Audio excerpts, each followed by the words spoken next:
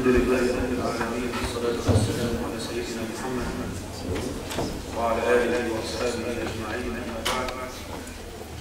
أيها الأخوة الكرام، يحضرني قصة عن النبي صلى الله عليه وسلم حصلت في زمنه صلوات ربي وسلامه عليه. قال: كان النبي صلى الله عليه وسلم جالسا مع أصحابه، وقال: يدخل علينا الآن رجل من أهل الجنة. فدخل رجل قال: تنطف لحيته من وضوئه، عليها شيء من رذاذ الماء، وواضع عليه حامل عليه بيده الشمال، حامل نعم. فنظروا إليه الصحابة رضي الله تعالى عنهم. قال: حتى إذا كان اليوم الثاني قال النبي صلى الله عليه وسلم: يدخل علينا رجل من أهل الجنة. فانتظروا الصحابة حتى يشوفوا من هذا الرجل. قال: فدخل نفس الرجل حتى إذا كان اليوم الثالث قال النبي صلى الله عليه وسلم: يدخل علينا رجل من أهل الجنة. فدخل ذات الرجل وجدوا الصحابي مرة ثالثة، والنبي صلى الله عليه وسلم في كل مرة يشهد له أنه من أهل الجنة،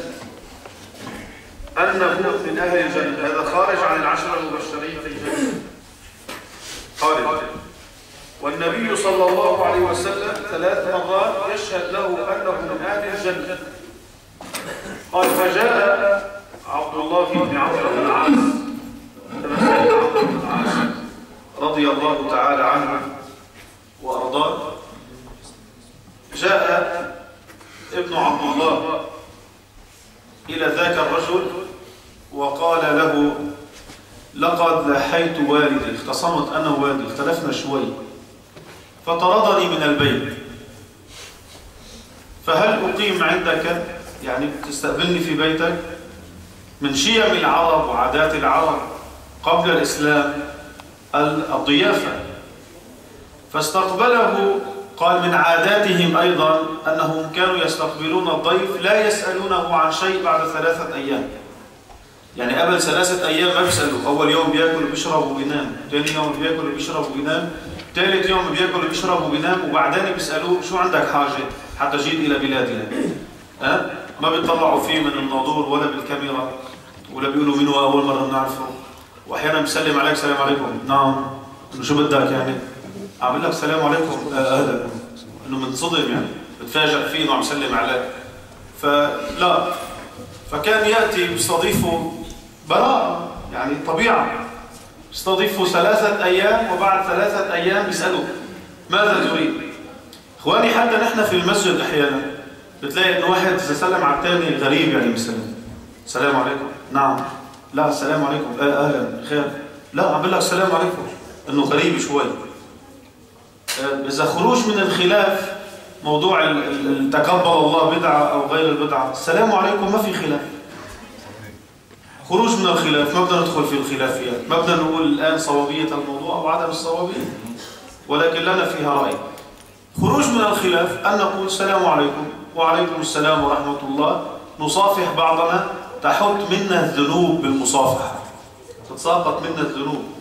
بعدين الحديث لم يقل: سلم على من تعرف، قال: على من تعرف ومن لا تعرف، على من تعرف وعلى من لم تعرف.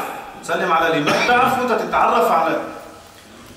ثم قال: والله لن تؤمنوا، والله لن تؤمنوا، والله لن تؤمنوا. شوف هالموضوع، النبي عم يقسم بالله عز وجل وينفي الإيمان عن أناس. قال: حتى تحابوا، حتى تحابوا. ألا أدلكم على شيء إذا فعلتموه تحاببتم؟ أفشوا السلام بينكم. إخواني، أفشوا السلام. خلونا نذهب بهالكلمة إلى أبعد من كلامنا فيها. أفشوا السلام لا يعني السلام عليكم وأتمنى أزيتك يا حبيبي. أفشوا السلام بينكم لفظا ومعنى. بدي طبق هذه الكلمة. لا السلام عليكم وأنا عم بلعنك في قلبي، أو عم بتمنى أزيتك في قلبي، أو عم بحسدك في قلبي، أو عم بتمنى ضرر فيك في قلبي، أو عم بتكلم عليك. أحيانا الواحد من شدة يعني بصير حتى في قلبه بيحكي ما بقى يسكت، بيقول له اتركنا يا أخي ما بدنا نحكي على العالم. شوفي هيدا 1 2 3 وولاده هيك وزوجته كذا، خلينا ما نحكي على العالم. شو ما خلينا شيء، ما خلينا شيء. حكينا عليه وعلى اولاده وعلى زوجته، بعدين بيقول له خلينا صايمين. شو خلينا صايمين؟ ما خلينا شيء. بعدين بيقول لك انا عم بذكره باللي فيه، يعني انا ما عم بفترى عليه. ما هو هذا عين الغيبه، يعني انا عم بذكره باللي فيه، ماني عم بفترى عليه يا مولانا. هو هيك، ما بدي اقول لك انا لسه في اكثر من هيك، خلينا صايمين. ما خلص ما ضل شيء. يعني تكلمت عليه وعلى اولاده وعلى زوجته وعلى بناته، بعدين خلينا صايمين او ما بدنا نحكي عليه. ما خلص انتهت الموضوع.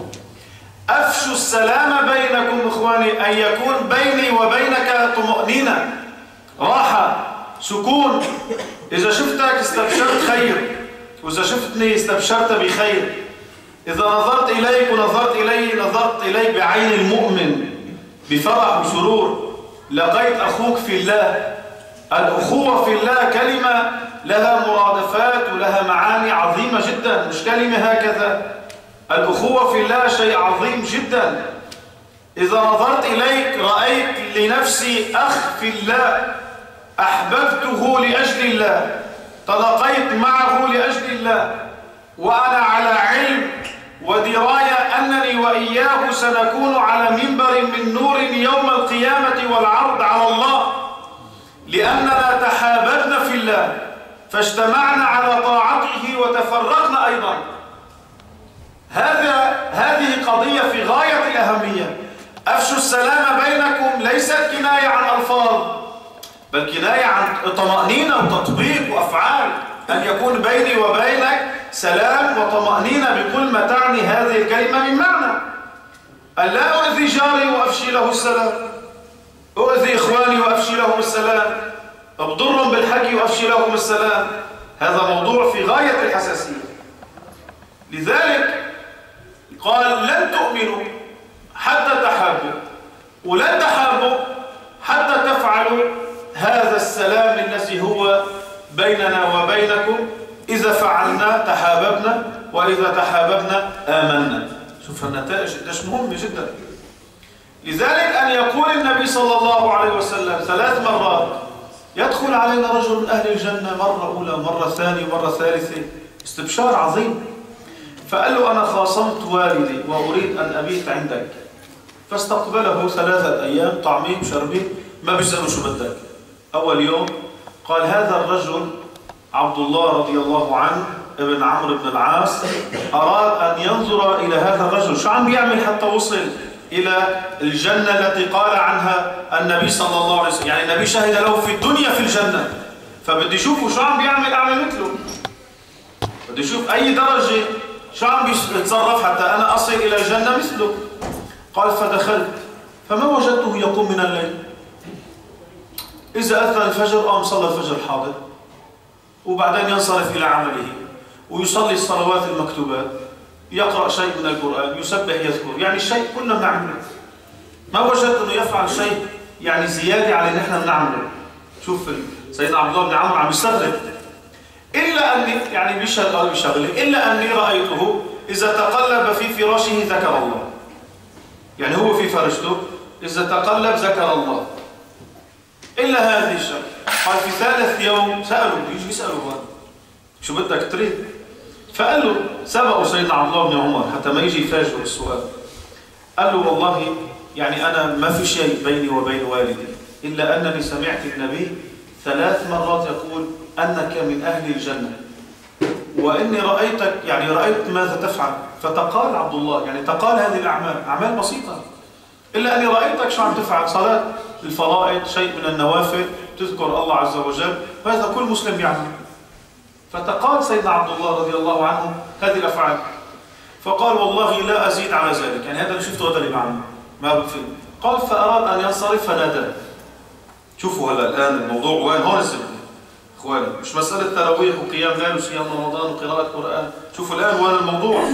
شوف هذا الآن اللي عم نأكد عليه ونصرخ بالليل وبالنهار ونأكد ونصرخ بالليل وبالنهار لفقدانه اليوم، لأنه عز في الأمة الإسلامية في أقاصي الدنيا في مشارق الأرض ومغاربها. هذه القضية القصوى. قال تعالى: إلا أنني لا أجد في نفسي غشا لأحد من المسلمين. ما بشوف بنفسي غش لأحد من المسلمين. وأيضا لا أحسد مسلما على خير آتاه الله إياه. ما بشوف حالي عندي غش للمسلمين، ولا بشوف نفسي أني حاسب لواحد من المسلمين على خير آتاه الله. قال شوف عبد الله بن عمر لأنه يفقه لغاية هذه المسائل. تقول أنت بسيطة. لا ما بسيطة عمي، لا ما بسيطة. قال عبد الله بن عمر: والله بهما دخلت الجنة. بهدول، لأنه هذه الأشياء عظيمة وليست بيسيرة إلا على من يسرها الله له. عبد الله بن عمر عم يقول له هذا شيء عظيم اللي أنت عليه، وهذا أمر منه يسير، إنك ما تغش حدا من المسلمين ولا تجد في نفسك حسد على أحد من المسلمين على خير آتاه الله إياه. كم مرة أخواني بالمسألة اللي احنا بتلتقي مع واحد كيفه فلان لو تعرف كيف اجى على البلد شحات، لا شو صار معه؟ لا حول ولا قوة. فلان كان دندبوري ببلد ولك شو صار؟ خلينا صايمين. رجع بيقول لك خلينا صايمين. ما بتذكر أحد قدام حدا. أبو فلان صرنا زمان ما شفناه بلبنان، كيف صحته اليوم؟ فلان اجى لهون لو تعرف شو اشتغل هو وولاده. ما خلوا شيء شيخ، ما خلوا شيء. شو نص ساعة بيشرد لك اياه من فوق لتحت. ما بيخلي شيء فيه. ما بتتكلم هيك الناس؟ بيقول لك اجى من بلاده دندبوري هذا، اجى شحات، لا كان بابا يتحكى شايف حاله. لا وبعدين اذا ذكرته بالماضي تبعه بيستحي بيقول لك انا مني هاي. والناس شغالة بعد. لذلك قال له لا، موضوع منو يسير، موضوع عظيم، وهذا يسير على من يسره الله له. الموضوع عظيم جدا أن لا تجد في نفسك، في رواية الناس كلها حافظينها: أنني أبيت على فراشي ولا أجد في نفسي حقدا على أحد من المسلمين. النص الأول على أنه لا يغش أحد من المسلمين ولا يحسد أحد من المسلمين على خير أتاه الله إياه. حسد. النص الذي يحفظه كثير من الناس: أني أبيت ولا أجد في قلبي حقدا على أحد من المسلمين. قال: بهما دخلت الجنة، لأنهما عظيمان. مسألة عظيمة جدا أن تكون على هاتين القاعدتين أيها الأخ الكريم. لذلك أن يكون الإنسان فيه صفاء وحب وإخاء ورحمة لإخوانه، هذا الذي تكلمنا عنه في الدرس الماضي: ربنا لا تجعل في قلوبنا غلا للذين آمنوا. وصل يا ربي وسلم وبارك على سيدنا محمد وعلى آله وأصحابه أجمعين.